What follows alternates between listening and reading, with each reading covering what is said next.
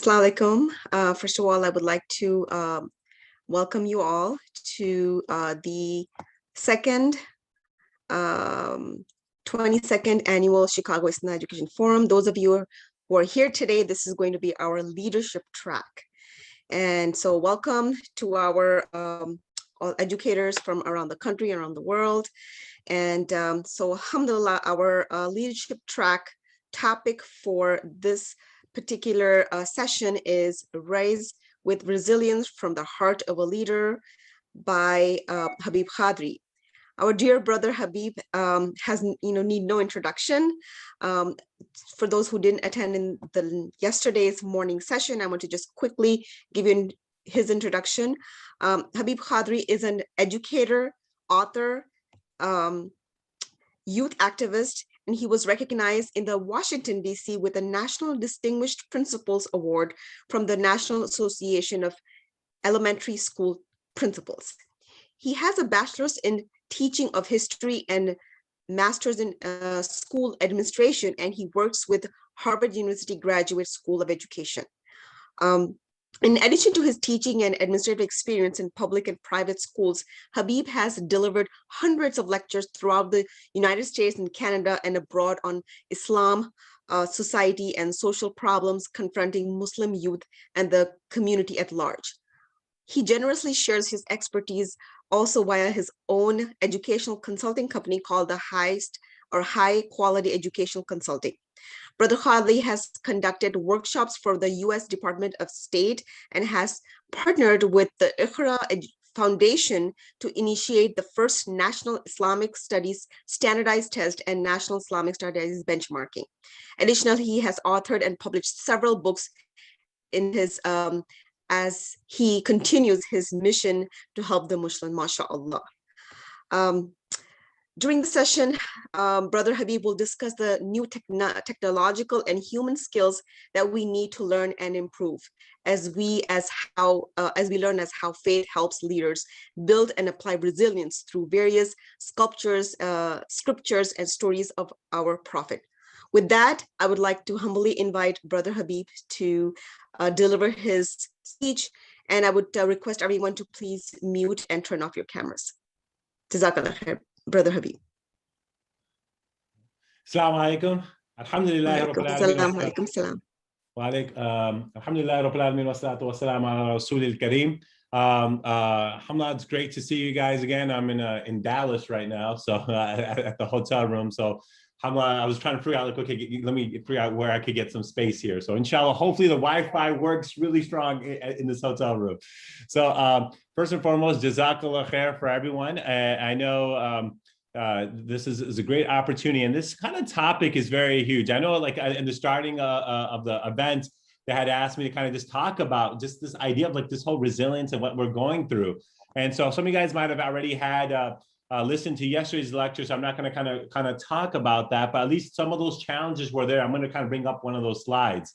But I want to go ahead and Bismillah begin as inshallah ta'ala, as people start trickling in, is we want to look at this whole idea of rise to resilience, right? And let's kind of go ahead and kind of think to ourselves and saying, well, you know what?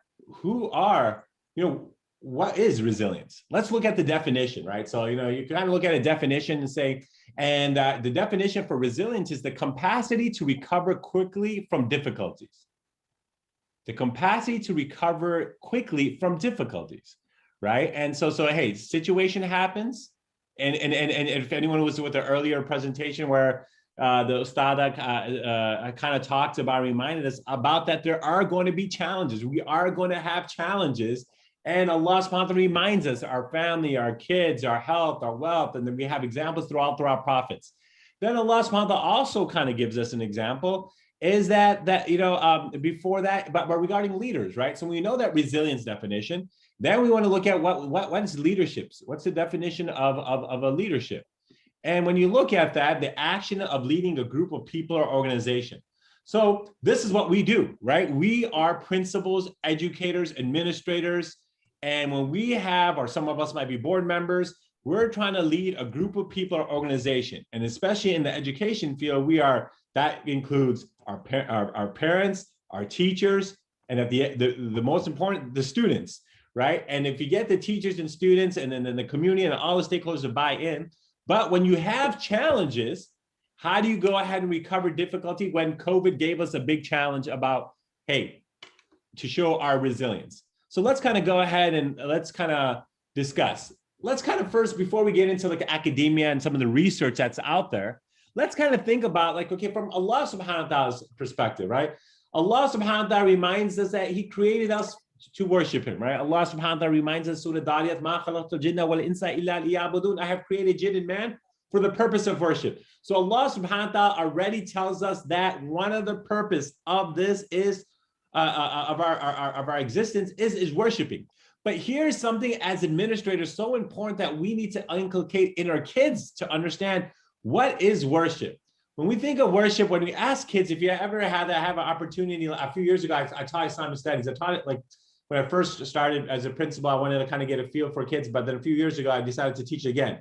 And I sometimes ask questions, say, what do you think worship in our deen is? And if you think of most kids are going to say praying, fasting, Hajj, they're going to give you the 5 pillars, majority of the time.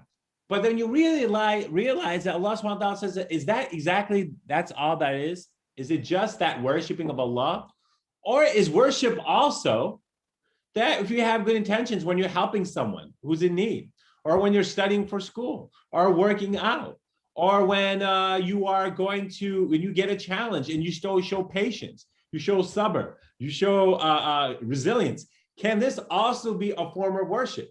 We as even adults have to sometimes reinforce and have that, because when we have these challenges and say, oh my God, but now we can realize that, wait a minute, this is also a form of worship, the way I deal with this circumstance, right? With this resilience. As a leader, if I show this, because throughout life, you'll see that all prophets were challenged, right? Now think about this. Allah subhanahu wa ta'ala, devotional practice, ritual, where is this, ibadat, which all of us know, but the interaction, what they're known as is mu'amalat, right? The mu'amalat of dealing with people is so huge. It is important. And then the devotional practice fulfills the right Allah subhanahu wa ta'ala has over us. But when you think about even in our deen, in the Islamic fiqh books, when you speak to scholars, they say that 1/4 of it's about, ibadah, huququllah. But huququl ibad, or mu'amalat, is about 3/4 of fiqh books, how you deal with your family, how relations, business transactions, zakah, all these specific factors where you have to deal with different individuals plays a big part. And why is this important is that because if you look at all the prophets challenge was like, man, Allah subhanahu wa ta'ala, this prayer is really tough to pray. You never see the prophets something like, okay, you know what, man, praying, but God had to fast. Come on, Allah subhanahu wa ta'ala. The challenge that the prophets had was dealing with the community, dealing with the people, dealing with, as a prophet, someone dealing with the embargo, people calling him names, people getting frustrated, they're being removed from their city. They had to travel to Medina. Those different challenges that they had to deal with people were the tough things. If you look at throughout all prophets' lives, is these challenges. And what I always say is that what we do, that we work in Islamic schools, is that we, the sunnah of Allah, when people say, man, don't you sometimes get frustrated? You've been there for 18 years, same place. I said, the sunnah of Allah is that our work is not going to be easy. Our work is going to have challenges. Regularly, we have challenges. And now when you have stuff like COVID, social injustices, elections, that's going to only add on to it. But if the way we deal with it and realize that, you know what, this is Allah's trying to give us the opportunity to get closer to him. And if that means there's challenges and we can work this out, subhanAllah, we have to get that mentality. Because when we start doing that, it's going to change the game. Because we all have stressors, right? And research kind of shows regarding stresses for children. So you have various kind of stressors. You can have the stressors like the major traumatic events, like sickness, death, and accident. Like all of us, when someone gets sick, you can have, and that kind of changes our perspective. Someone of your family member gets sick. You might get sick. Your relatives might get sick. Sometimes someone in your classroom might get sick. And that could be a major significant thing because it changes maybe your whole daily routine, right? Or someone passes away. It could be a family member, a close family member, a friend. And that takes it because that takes away a bond that you had, and that could change someone. Just like a student, it could affect them, a sickness, a death, right? Or you have an opportunity like accident that happens at a house, from a car accident, Allah protect us, from a fire in the house, or some major catastrophe that could happen that could affect and then change the whole perception of someone. So that becomes a stressor. And that also is a test where Allah talks about when you have these things, that even though when someone has a test, how they deal with it plays a big part. So I think that kind of gives us a better understanding.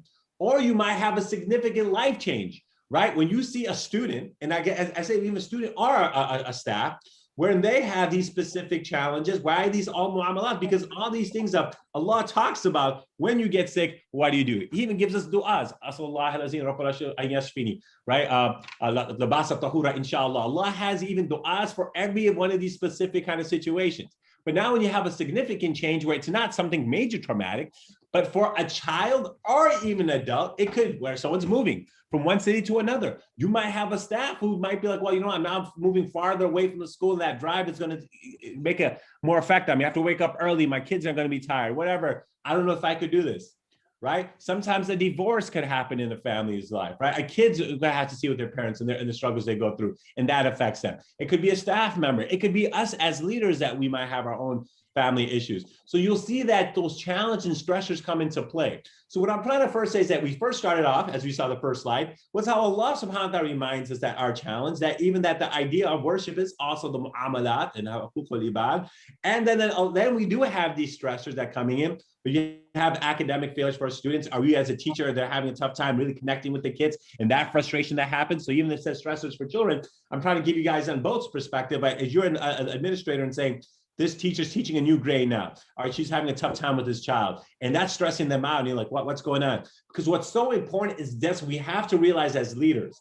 Mostly I'm a very laid back. I kind of look at the bigger picture, so things don't really bother me. So I kind of step back. But I have to realize not everyone's that way, right? My pet peeve are people who are always negative Nancy's. It really bothers me, right? But I have to realize there are people that way. There are going to be. And Allah has created them that way. And I can't be like, well, why can't you think this way? I have to look at it from their perspective, from their eyes. And so it's so important for us as leaders to understand that, right? Because when you want to build resilience in people, you need to understand it from their perspective, right? You might have the resilience, but now how do you build that into other individuals? So when you start seeing that, hey, what could cause some of this frustration, but how do we help them through that process is very important. So now when you have these are just general things that happen, moving, the divorce, academic failure, and then COVID came in and it really knocked us, right? But now, and for some of you guys, I think a lot of people might have been already in that original one where I kind of gave a slide, and I might bring it back a little later in this presentation, but it kind of gives you an idea of these challenges that people have, right? And so it kind of gives us to understand like what could be these challenges and how that happens. But you might not also have a stressor for another child. It's just their regular friends, right? Our daily hassles of friends that we have, sometimes we lose them, we don't have that. And that could be, or they're going through a tough time and that's weighing down on you. So we realized throughout time, even now as leaders, we have to realize using this opportunity is to use this as a learning experience for our kids and for our educators about how important our Deen is. And our Deen has answers for this. Right. And ourselves to kind of realize that, hey, these are all things. That's why I wanted to list these, because as leaders, we have to really start looking at all aspects. When we have, suppose even outside of COVID, these are challenges that we have that COVID's kind of opened us to really be more open-minded about the social emotional aspect of it and seeing how kids are being affected. But this idea of friends, environment, and social media, how many kids now are going through depression? Even in Islamic schools, we're seeing that. Now, this does not mean the lack of Iman. This just means that, hey, look, you know what? They are going through some tough time, and how do we go ahead? And they need to get the support. And as administrators, we have to now, if we want to build that resilience in them, and when we have that good passion, this aspect of realizing the passion that we have for friends, environment, social media. Why did the Prophet say something that when he dealt with people, he dealt with each individual differently? Same question could be to someone who's the best at good deeds, and to one person says who's good to his parents. For another person who's good to, who's good, who goes for the sake of Allah subhanahu wa ta'ala. So another person, advise me, Ya Rasulullah, la taqdab, don't get angry, right? And so that those become factors that we have. And so it's so important to understand these kind of challenges that people have. Now, you might have realized when we talked about others, right? So if these are just general stressors, now you will see that, wait a minute, challenges we all face. So for anyone who was in the last one, this is that one slide I had kind of brought up. I had kind of counted, right? You could see there's 1, 2, 3, 4, 5, 6, 18, 19, 20, about 24 to 25 different challenges outside the regular school year. So I already gave you that earlier slide where we just have general things, but because of COVID, I want you guys to think right now, think about how many of this. So what I wanted to kind of get a feel for, because sometimes we think like, am I the only ones going through some of this? I want everyone right now in the chat, I want you to write down what out of these 24, 25, because right now I would put you guys in groups, and I gotta see if they have that group system here. But if not, I want everyone right now on the chat, if you could put your top 3 challenges that you face, because I want to look at it from each school has a different thing, right? What were maybe the top 3 to 5 biggest challenges you had? I want you guys to go ahead and look at the slide, and then write and chat down what in your chat group, what were they? And so that way we could kind of see what people were going through and some of the challenges there are. So what were the top 3 to 5 challenges that you've seen as we were, in your personal experience as a school leader or as an educator that you have seen? So I just wanted to kind of get that kind of list them. If you could all kind of take some time really quick, put your top 3 to 5 things that really kind of weighed on you. And I want to see what we see here. And if you could just kind of go ahead, write down, some of that. Okay, we had someone say, Masha, teacher retention, social and emotional needs, equity in education, learning, right? So that was huge, right? Because we got school closed, loss of enrollment, hybrid in person, that's subhanAllah, right? Which plays a big part, have that. We had one of our board members who passed away, from this. Students support for struggling students, masjids closer, hybrid in person, teacher emotions, standardized tests, student emotions, online class, student emotions in online class.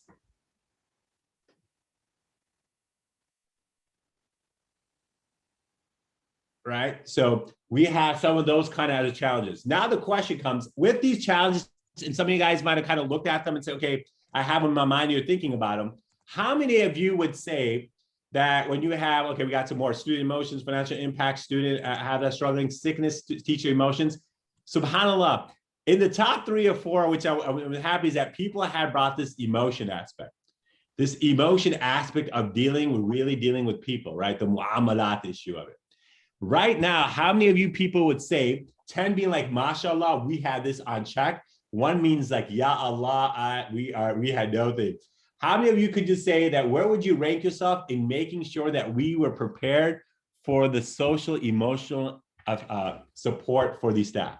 How many people could say, hey, 10 to 1? Like we had a counselor, how many people could say, hey, 10, mashallah, we were ready for getting that emotional support, and go 0 1, right? And that's where we kind of have that. So alhamdulillah, good. 6, 8, 0. So it kind of gives us numbers, because what it does is helps us understand, right? 8, because what we realize is that when we have to, one of the aspects of this year we realized as a leader is that the idea of that emotional support that they wanted from the leadership, right? And saying, hey, can we get the right resource? Hey, Khalil Center, where we're from, Chicago, we have a person, they have a 300 person waiting list. They're behind. They're looking for more counselors because this COVID opened up doors that they've never seen before. And even our counselor, because we went remote, we went in and have him full time this year. He was like, hey, no problem. I'm so busy. We're at the other place. But that kind of showed us one kind of specific thing. So that kind of brought us in that aspect of it. But this other aspect, what this happens is that resilience was, okay, one is that social emotional support. The other one we saw was the online. How many of us, we had to rank ourselves 1 to 10 to say, man, we were ready to go online, ready, or, say, hey, like 10 was good. We were no problem. Yeah, 6, 7. Yeah, we had to take some training, kind of got where we need to. How can we go ahead and be ready for that? So how many people would now say, hey, when was the social emotional when we realized that we ranked that we were sometimes having a tough time? But now think about from a technical aspect that we also had to deal with, and saying a challenge that we faced was, hey, getting everyone ready, right? Online support, getting that. If you had to rank yourself 1 to 10, what would be some of the numbers that you guys would see right now? 10 be like, mashallah, we had this on check. 6, 7, we had to do some training and got to get everyone there. 6, 7, and 8. Hey, 1, 2, we were kind of struggling. It took us about 2, 3 weeks to get everything in check, right? You know, and I think, you know, a question that we would have to kind of really kind of think to ourselves, right? Where are we? Where could we do it? And what would be the situations? Because then that kind of helps us kind of understand. And so this is why when you look at these challenges that we see, when we have the school closed, the online class, a lot of this was also not just this idea, which we're going to talk about right now, building resilience. That's going to come in my next slides in a few minutes, kind of setting things up, right? So we started off with what Allah subhanahu wa ta'ala, you know, reminds us that, you know, we are going to be tested. Allah subhanahu wa ta'ala, you know, as a sister before us also spoke about, then the idea that Allah subhanahu wa ta'ala kind of talks about our worship is not just the ibadat of Allah, but the mu'amalat, the dealing with others. And when you think about dealing with others right now, if you just look at the list of stuff, school closed, people now are frustrated. Online, frustration, trying to get that going. Sickness, again, and, you know, emotional. Financial impact, it's a school effect too, but it is a lot of parents are worried and so on and so forth. Death, another one. Student, another. Mu'amalat. Budget closed, fixed as a mu'amalat issue. Sports cancellation, there's so much kids that are going through their stuff, right? You know, of the game. Yes, no, it's technical regarding scheduling and financial things. Graduation cancellation, same situation. So you'll see in our deen how important that we as leaders have to come back and reflect on what Allah talks about. And sometimes I know a lot of times I'm just like, oh my God, it's been tough, no doubt about it. But we have to always go back and say, well, you know what? But Allah has told us about this. Allah has given us examples about this, right? Even though when I tell the kids and say, look, yeah, this was tough, but still it's not as tough as what people are going in Syria. It's not as tough as people going to Palestine. It's not as tough as what people going to Burma, right? Now, that does not mean not to say, hey, it wasn't tough. But what we have to realize that, hey, we as leaders, sometimes Allah has, inshallah, gives us, and we make, that's why now that idea of that spirituality of keeping our prayers, doing our personal du'as, giving our close relation to Allah, because when we take care of ourselves, we could take care of the people. And then that becomes those kind of challenges that we all have to do. So the APA, American Psychologists Association, talks about what are 10 ways to build resilience, right? And it talks about 10 ways to build resilience, right? Because now we kind of gave, hey, some of the chat things, right? Ready? When we talked about the stressors, which are in general, which was right here, where we talked about just debate, like this is just in general, stressors for children and adults. Then we just kind of talked about what COVID did, brought up another hope. But then it says, hey, how do we build resilience, right? If you want to add the leaders in the topic that they gave, was about the heart. What's the first thing? Making connections. Good relationships with close family members, friends, and others are important. If you think of Maslow's hierarchy of need, after the basics of food, water, shelter, the second layer is sense of belonging. If you look at William Glasser's choice theory, what's one of the first things that helps motivates people to do stuff is a sense of belonging. So when we do not have close relationship, it plays a big part. Think about the Prophet sallallahu alaihi wasallam. In that same situation, when did Allah gave him that gift of salah? The year that one of his two closest relationships passed away. Khadija radiallahu anha, Abu Talib, right?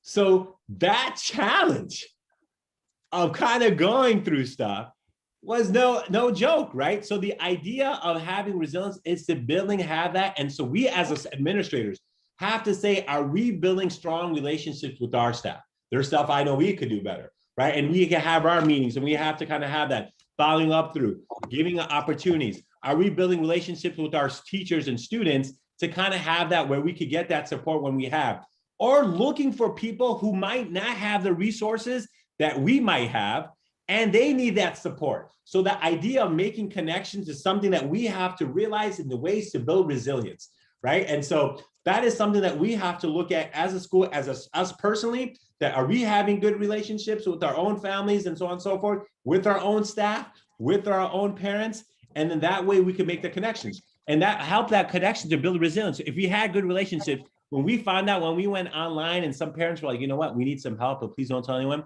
We had to give out 40, 50 different iPads to families who might not have had enough iPads. We had a few families who had to just come to our school, and we had to open up the school so their kids just had Wi-Fi connection, right? But we had to build those relationships, right? And that helped them to cope with it, because they're like, okay, we know we got this, but can you help out? And I remember that one girl, she was like, look, I don't want people to know I'm at school because I don't want to have that. So we put we had a wall that no one could recognize. It would be the school wall. And I said, are you okay with this? She said, yeah. I said, you know what? No problem. And now then they got settled because they were, in a shelter and so on and so forth. And that helps them to understand, and especially that for that girl to come. And I said, look, I understand. Hey, like I might not understand what you're going through, but hey, if I could help you. And she said, thank you, Mr. Q, for just, understanding this. And the parents and mom, you don't think that mom's gonna make dua for us or for the school? So making that connection and understanding, that plays one. So that's number one. Number two, avoid seeing crisis as just big major problems, right? You don't want that to be, right? You can't change the fact that highly stressful events are going to happen, but you can change how you interpret and respond to these events. So in that same way, when this happened and saying, guys, you know what, we are going to be like on our staff, when we went a remote, and we're like, and some parents, teachers were like going in person. I was like, look, but we're going to have to go. There's a certain time that now we're getting the shots. We're going to make this. We're going to try our things. These are all the steps that we're going to do. These are the criteria that we have. These are all the steps that we will do to make sure to keep you safe. But those are going to be challenges. And say, I can't believe this has happened. Or even when we had a transition from March in 2-3 days and say, look, we're going to take this course. I know it's a Saturday, Sunday, but we're going to have to work this out so we can kind of get ourselves trained on Google Docs a little bit better, or Google Classroom, so we can make that adjustment. And then we're going to be flexible. Don't worry, we're going to take a week or two. Our assessing, I can't believe how we're going to assess. Hey, don't worry. It's a flexible year as we go through. So avoid seeing crisis, and no doubt about it. We are going to have emotions, and Allah lets us have emotions. And we can be mad, but when we come as leaders, we're going to have to say, okay, there, I have our moments. We're going to be frustrated, but at a certain time, we have to get up and go. Just like when we have, individuals I know who go through fighting depression, and may Allah make dua for that. There's many people I've met and who are going through, close people I know. And when they are going through it, there are certain times they don't want to get up. There are certain times they might want to take their lives.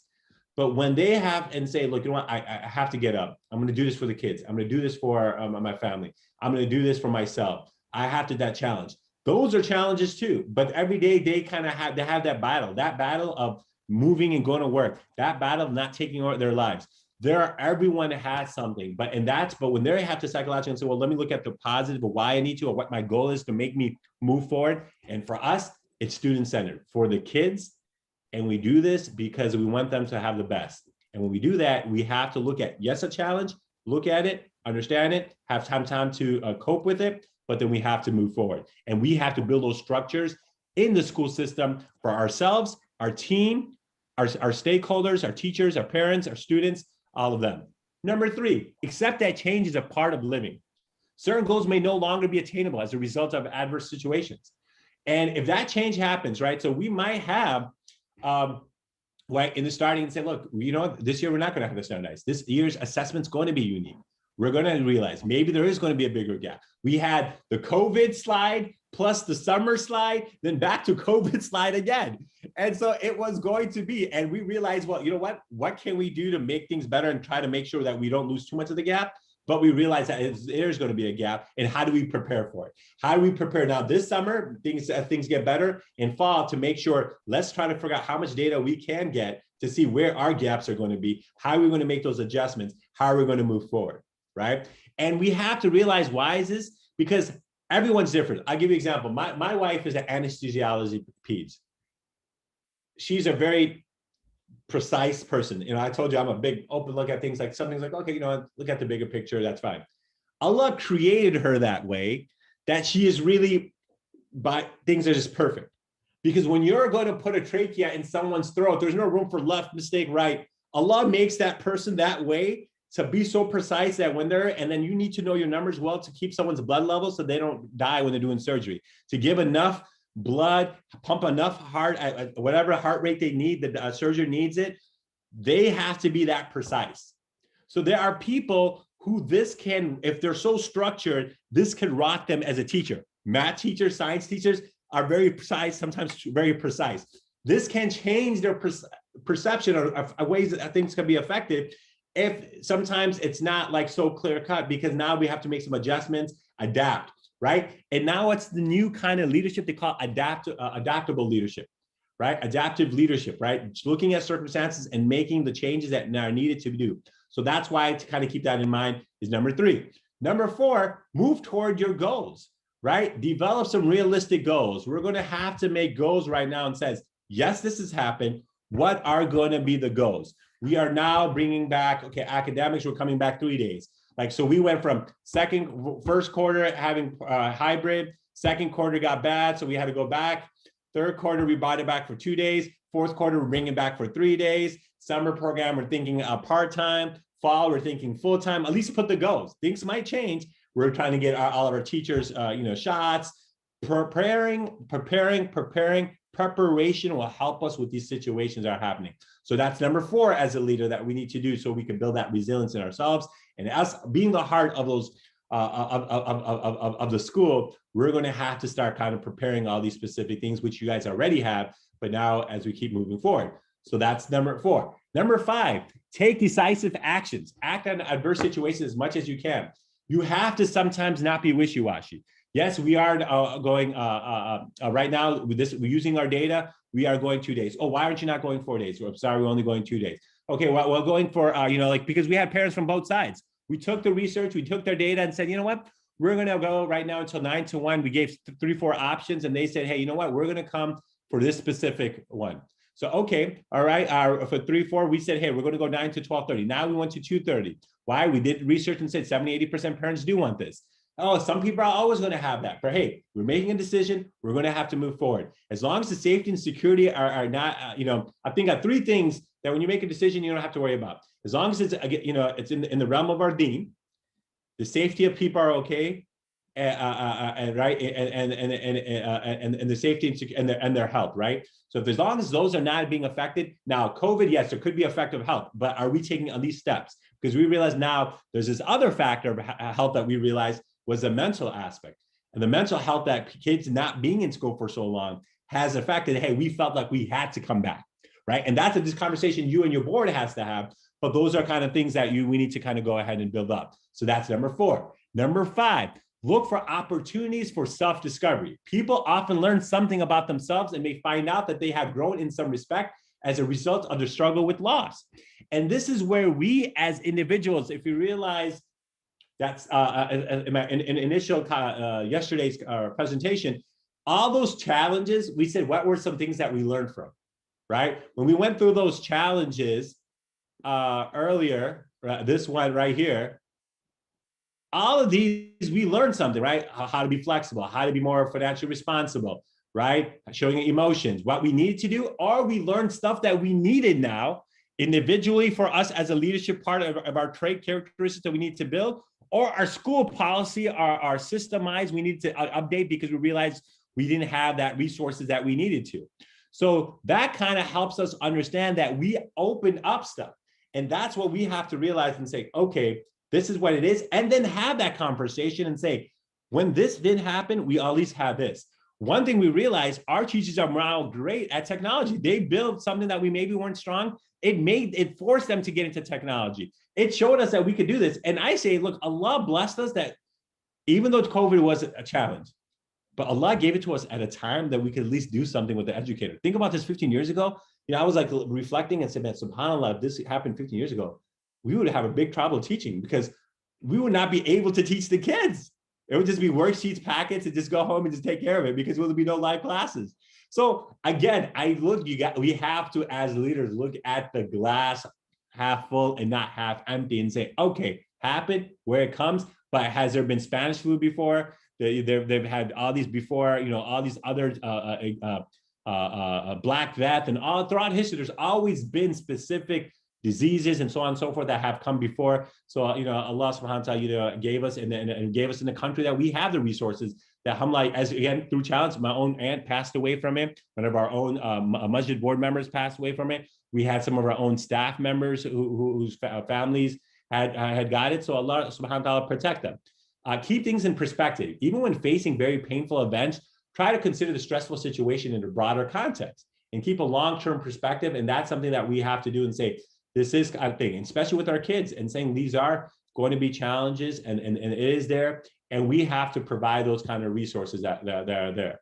Now, another three characteristics that they had brought up, which was kind of like your three areas, and saying, how do you build those resilience, right? So these were 10 things that we were kind of talked about. The other three I felt were kind of unique, especially from a dean perspective, right? Awareness means that we notice and understand when something is happening, right? So that kind of shows that when awareness means that we notice and understand when something is happening is so important for us to realize that we have to show that, hey, something is going on, and then building that, and we know it's a challenge, accept it, see it, learn from it, develop some answers for it, some solutions, and go on from there.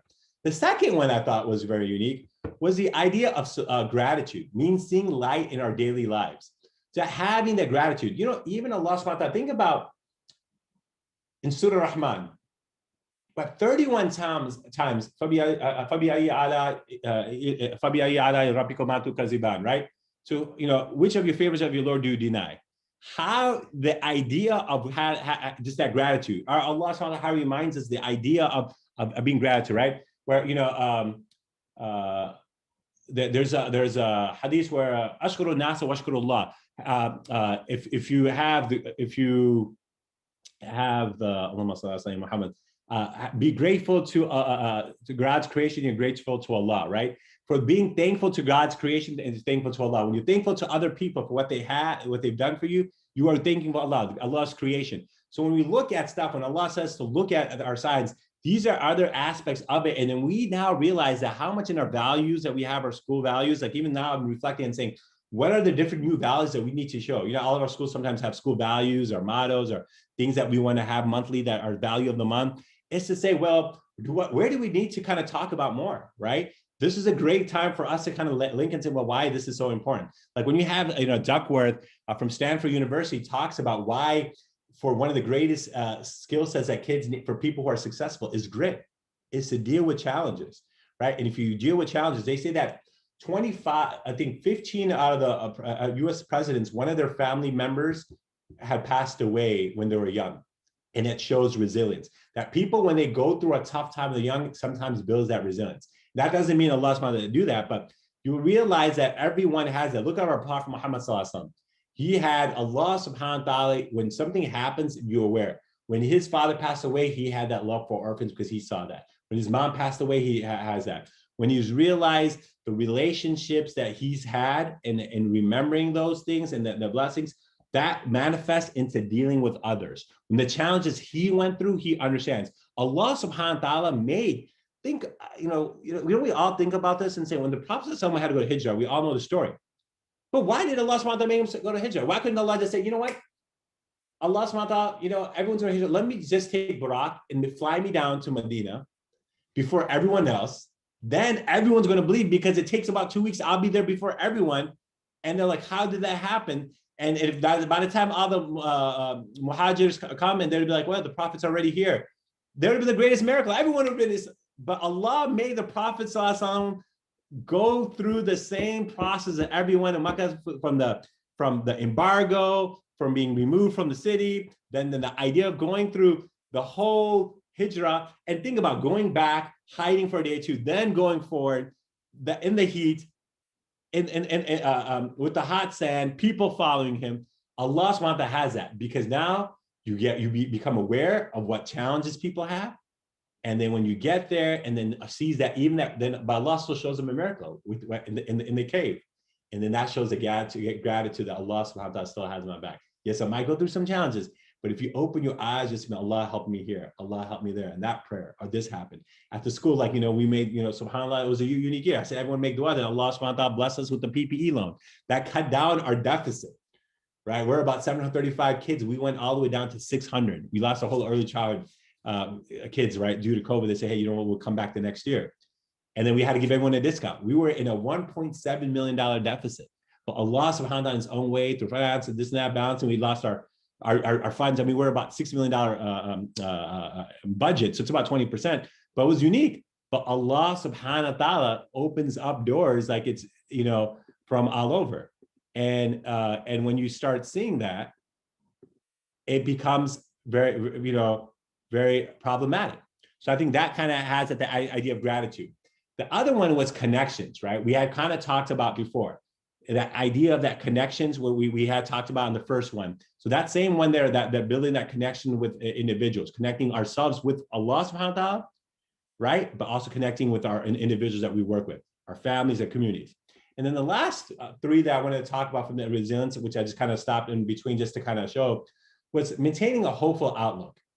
You know, one of the big things of Iblis was what? The idea of losing hope.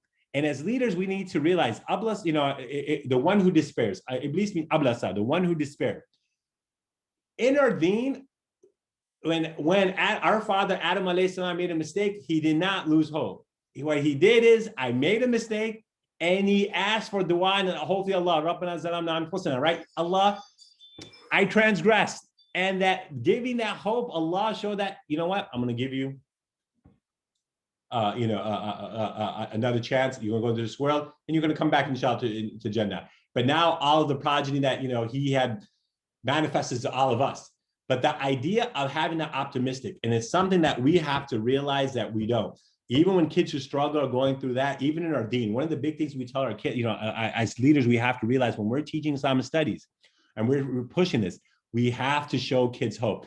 In our deen, when I grew up, what was the biggest thing? Everything was just like haram this, haram that. It came like in a negative perspective. If you don't do this, this will happen to you. If you don't do this, Allah will be mad with you, right? The idea of just having taqwa and just being conscious of Allah, then even sometimes a weird fear, even though it's there, but sometimes at a young age, when you think of fear of Allah, it just, sometimes words can kind of affect individuals in an area that they don't understand the proper way. So using those proper words that could be used at a certain age to understand and making them kind of go. That even through his toughest time, that Allah gives us, where now you have Prophet Yunus alayhi salam, who makes a decision where Allah says, it was not your time, he gets tested in the belly of a whale, but then he makes a dua. La ilaha illa anta subhanaka inni kuntu minadh dhalimin. Right? So the idea of not losing hope, because if that situations where you could be at the darkest of the dark, inside the ocean, inside an animal, but you make dua, or you are in a big flood where the whole world is going to be flooded, but you make dua, Allah protects you. When you're going to be thrown through a fire, Ibrahim alayhi salam, hasbi Allahu ni'mal wakeel, Allah protects him from it. Allah gives us chance after chance after chance. And that's why for us as leaders, we have to use faith to kind of remind us of our duty, and then we kind of move forward, because there are going to be challenges that we have go through, right? Take care of yourself. Pay attention to your own needs. To us to help others, we need to take care of ourselves. All of my beloved individuals, all of us have to take care of our health. We need to walk around, get some exercise, walk 20, 30 minutes again, get some sunshine, get some, you know, have that, right? And you realize life could go like this.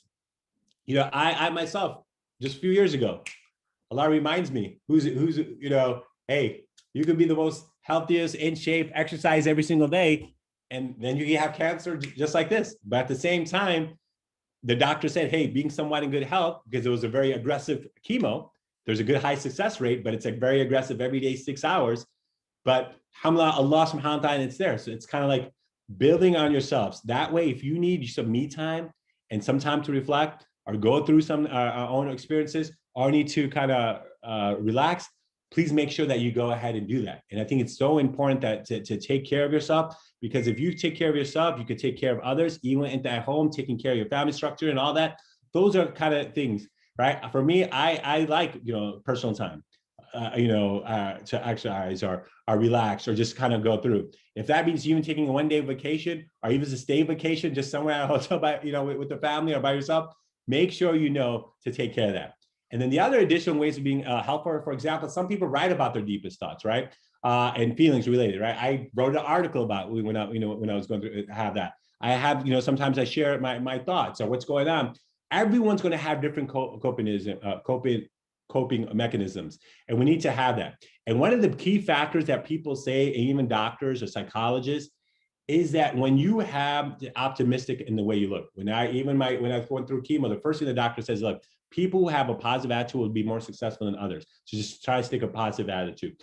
Or when you have you have a support group, find your support group and you go through that, right? Because there are going to be tough challenges and tough times. So I think we got to just kind of keep those specific things in mind as we go through. I have, if anyone has a question, I'm just going to show you also a Harvard a study from the Child Development Department of Harvard University about this whole resilience.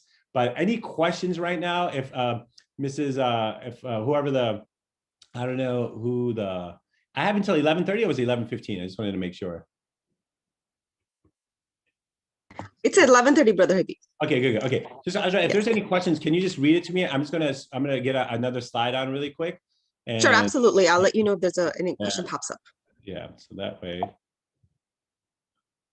Okay, I'm going to stop sharing this, and then I'm going to get into another one. Let me see if I could. All right. And any questions? I know it's really weird now because it's Zoom, so it's not the easiest thing now. But I wanted just to kind of and see. Now, what I'm going to try to do is go back here on the Zoom and see if this comes up. Is this hard? Okay. Can you guys see this? Yes. Okay, so Harvard University Center on the Developing Child from Harvard University talked about how to help families and staff build resilience during the COVID-19 outbreak. I look at all these things and kind of say, well, you know what, this kind of happened to be at that time.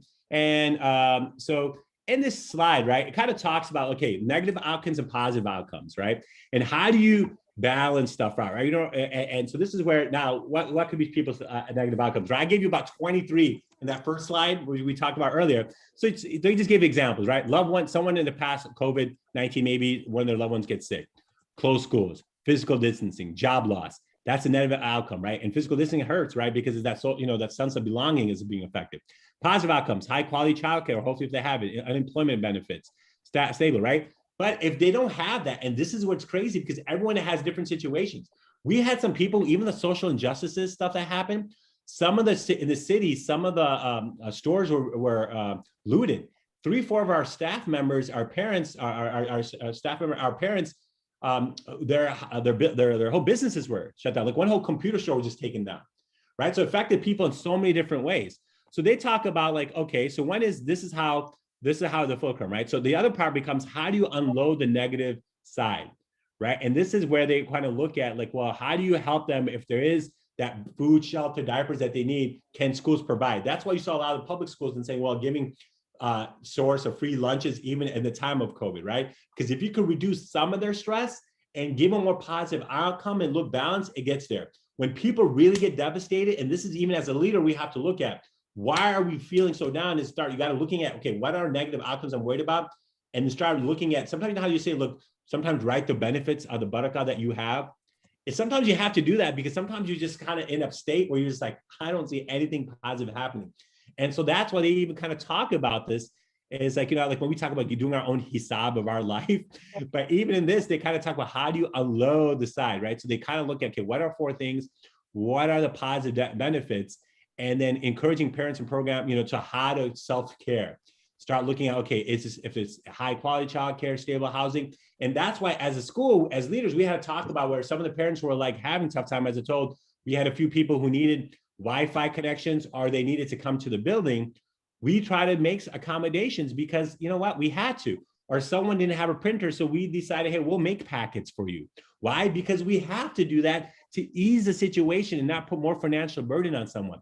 Or this year, we gave everyone a financial discount, and a lot of our kids were just on $250 just because we have about 46 different countries represented at our school, and it's a socioeconomically very diverse. I think one of the reasons I like the school is because it's so diverse, but those were the challenges that people have, right? And then you have supporting responsive relationship, community service, flexible parenting leave, right? So how then the school can help with some of this? Does that mean we're the thing? But we could find links and say, hey, our Niles Township Pantry, you could go there to get that. We also provided some food there, halal food, so they could go ahead and get some of that stuff for them. Oh, or you know what? You need to find, now the shots are coming in, we'll provide it. So we're hosting a shots for our community.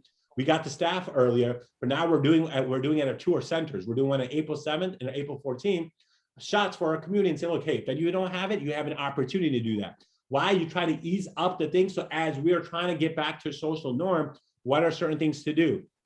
Some parents are saying, hey, you know, I need a doctor, but I'm kind of worried. So we had doctors in our community. Can we go ahead and do this? We had our youth group and saying, hey, we'll go get lunch, we'll go get groceries for all our elders in our community. So they could call in, and we signed up a list to do that. Those are things that we could do in the community, and saying, as a school, we have, and this is a great way for community service for our middle school, high school, and saying, what are issues that people might have, and reduce some of that to build that resilience in them, is to bring that, you know, the reduce their sources of stress and doing supported responses. And that's certain things that we could look at. Now, when you look at some of this, you might be like, brother, we're not here dealing with people's housing. No, but are there certain things that we could do community service with the youth groups, with our own kids, as things are getting better? Those are challenges that we have, right? And so you'll see more and more as these kind of challenges were some thoughts that I just felt like you guys as leaders will need to do. And then we have to look at it from our school's perspective, and even our own staff. Hey, we had a staff who lived in an apartment and it was hard for the Wi-Fi. And so, okay, do we have to, you know, allocate some money here, just like we do for the classroom? This year, we're going to give it to the house so they get their Wi-Fi strong enough to teach remote learning, right? Or in person, making sure they have the a mask, but also N95 mask, or also a shield, giving them various options. Say, here's some money allocated so you can do what you have to do. Those are conversations now we have to do to help them understand that, hey, whatever stress you have, we'll help provide that in different ways and solutions, but you have to have those meetings. And inshallah ta'ala, Allah protect us, Allah subhanahu wa ta'ala guide us. You know, as I just kind of wanted to kind of give you guys some of these thought processes of the things that are happening. Any questions on the chat or anything? I could go now, and let me stop screen sharing here. And let me see. I know one text was just my information, which I'll go ahead and post in there. Brother Habib, if you can add in the actual link. I did look at the developingchild.harvard.edu. Is that the specific link? Yes. Correct. Okay. Yeah, so that kind of has that. And then and then I think one of the brothers earlier had said, well, here's my email. And I have no problem giving my cell phone number, so no problem. And the best way to get a hold of me is text or you call. Emails, I'm good at too, but if I ever do that, that's not a problem. Inshallah ta'ala. So, you know, the idea was here for us to kind of look at it. So hopefully, quick reminder, I'm always an educator. Started off, Allah subhanahu wa ta'ala reminds us that we are going to be challenged, right? Allah reminds us that huququllah, huququl ibad, that, you know what, dealing with others is going to be a form of ibadah. And at the same time that we talked about stressors of children and adults that in life, psychologists have brought that up. COVID brought up another whole network of about 20 other major issues. But at the same time, we kind of looked at what are things that we could do, and then the different things that plays a part to help build that resilience. To help build resilience in others, we need to build it in ourselves, with others, kind of talk to each other, look at solutions, find out what we could do from our school's perspective to support that, and be open and realize it's going to be some set goals, but it's going to take some time, and some things we're going to have to navigate and change, but that's how it's going to be, right? Just like that whole CDC, every few months it's changing. People are asking like, well, I want to do this. Now everyone's coming back from spring break, and like, how do we manage to make sure everyone's being honest about if they went somewhere to another state that you're not supposed to? Those are going to be challenges, right? And so those are kind of things that try to work it through, but let's make it easy, inshallah ta'ala. So. MashaAllah, Brother Habib, I have to say that I think you packed in a lot of information in this one hour, and a lot of information that really helps us and remind us as leaders to not only make sure that build resilience in ourselves, in our own families, but also need to work with our children, work with our community members, our teachers, our students, to help build that resilience. And you gave us 10 ways to build resilience, which is amazing, the whole list of things that we want to go to. And the most important thing that you mentioned about making connections. And I think that really resonated with me, is because there's a technical change and then there is an adaptive change. And I think I love the fact that how you mentioned there's a distinction between those two, where yes, technically you can have the class, you can arrange the desk, you can have all the technical issues taken care of, but then if it's a social and emotional piece, that requires a lot of your energy, that requires a lot of your thought process, and really make sure that we connect them into their level where they are. I love how you talked about the 3 characteristics of building resilience. I think that was important. And that is, first of all, being aware. I think awareness means a big deal. Gratitude is big important, especially nowadays when we're facing with the COVID-19 situations. Just really means seeing the light in everybody's eyes. But I really like what you mentioned about optimism and hope. And may Allah subhanahu wa ta'ala guides us and help us to really see the light in the end of the tunnel, right? We faced with, you showed us 25 different challenges, mashallah, that we're facing with, but then we also wanted to make sure that there's always a hope that we need to go. And Allah subhanahu wa ta'ala's message that you really refreshed in our memory is about using the different scriptures and prophet stories about how one of the hadith or ayat that it resonates with me is to with difficulty comes ease. So Allah subhanahu wa ta'ala give us all these difficulties, but Allah subhanahu wa ta'ala also gave us the ease together. It's not after, but also during. So although we had all these issues with losing parents and financially, I agree with you 100%, but also there's an ease where we also saw ourselves just come together and just a connection piece. And of course, financial, Allah subhanahu wa ta'ala also gave us this PPP loan, alhamdulillah, that really help us fulfill that. So, mashallah, I jazakallah khair. I really appreciate your presentation, both in the morning and now as well. If there's any additional questions that anybody have, any comments that we'd like to make, you're welcome to put it in the chat, or you can unmute and talk as well.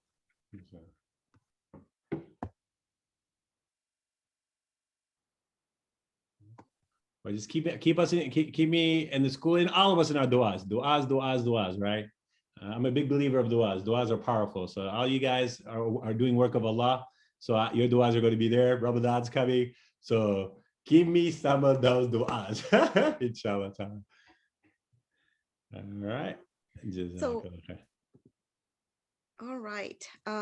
We are at the end. I think so. The next presentation is going to be in about 2 minutes. Again, we have just 2 more minutes to ask. Actually, the presentation is going to start at 11 or 11:45. Sorry, it's 12:45. I am on Central Time. This is Eastern Time, so just want to be careful. So it's 12:45 Eastern Standard Time, and we'll have the accreditation with ISNA New Standards by Iram Jilani, Uzma Khan, Laila Shatara, and Sister Magda will be moderating that session.